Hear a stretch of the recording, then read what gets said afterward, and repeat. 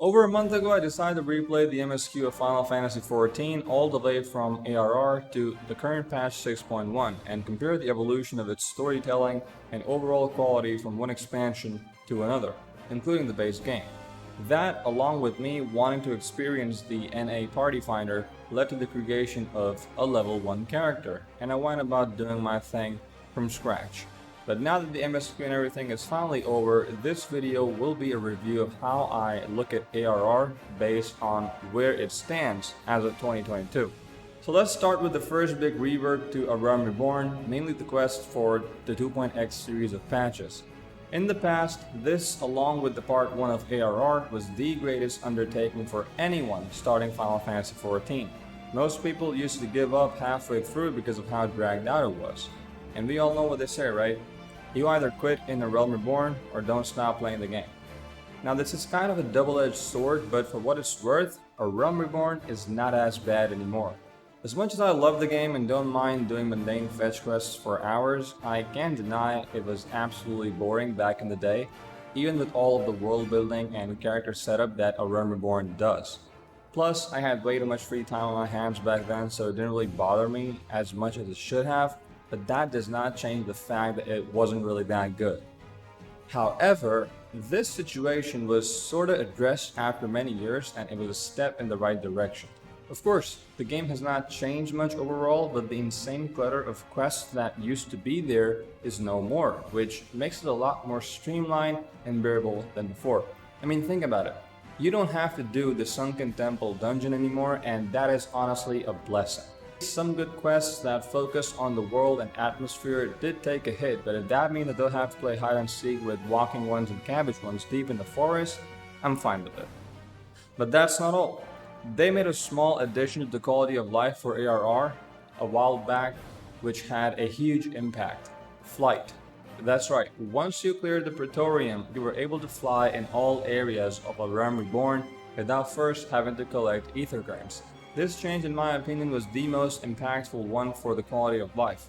Adding flight made it a lot faster for you to clear patches while also alleviating some of the mundane nature of those patch quests, simply by reducing the time it used to take to clear each mission. The sooner you clear them, the sooner you get to Heavensward, and so on and so forth. Hands down, one of the best decisions ever made, but we still have not gotten to the best part. Before we do, let's take a moment to appreciate A Realm Reborn for what it does best: world building and narrative setup, introducing characters and planting seeds for future expansions to succeed, and we have proof of it.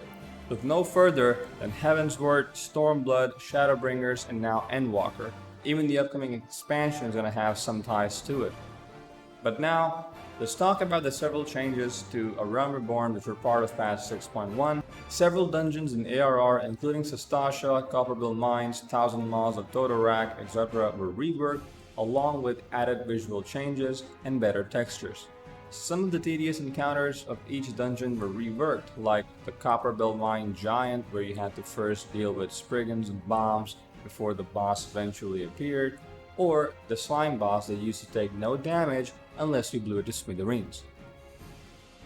The second boss of Stone Vigil was kind of underwhelming too, but now it's a much more enjoyable fight with new mechanics, plus you don't have to worry about Isgibbon throwing ice bombs at you.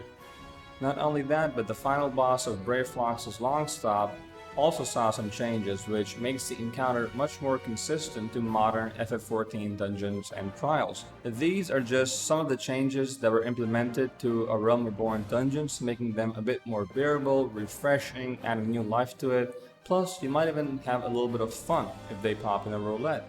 And now we get to the best part, the biggest and most prominent of changes in A Realm Reborn. The rework of Operation Archon, the finale of A Realm Reborn, that's right. Yes, you still cannot skip cutscenes, but that does not take away from the achievement of this rework. From Cape Westwind to Castrum Meridianum to the battle with La Habrea that ends before you even get out of the cutscene, everything has been streamlined and reworked with new visual cues for mechanics and several new additions. The ones that stand out the most are Cape Westwind, Gaius Van Bilsar, the first part of Ultima Weapon, and La Habrea. It's hard to explain how amazing it feels for these fights to finally embody the gravity of Operation Archon compared to what they used to be.